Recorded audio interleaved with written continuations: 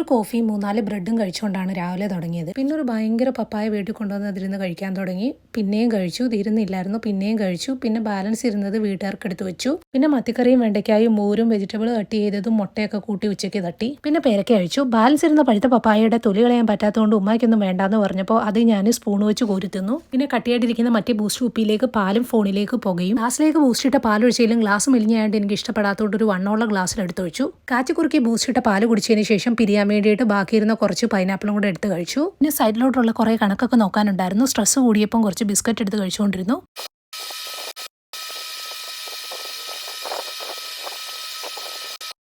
പിന്നെ പായസത്തിലിടാൻ ഉമ്മ മാറ്റി വെച്ചിരിക്കുന്ന കിസ്മിസ് പോയി എടുത്തുകൊണ്ട് വന്നു. പിന്നെ വേർപിരിഞ്ഞു പോയ ഒരു കുറ്റി പുട്ട് ഏത്തക്കാവാട്ടും കഴിച്ചു. പിന്നെ ഒരു ഗ്രീൻ ആപ്പിൾ എടുത്ത് കഴിച്ചിട്ട് ബാക്കിയിരുന്ന 2-3 പൊട്ടാസ് എടുത്ത് പൊട്ടിച്ചു. പൊട്ടിച്ച് വീട്ടിലെ കിളിയെ പേടിപ്പിച്ചതിന് അവലീസ് പൊടി ചോദിച്ചപ്പോൾ ഉമ്മ ഞാൻ അറിയാതെ ചുക്കുപൊടി അറിയാതെ കഴിച്ചു.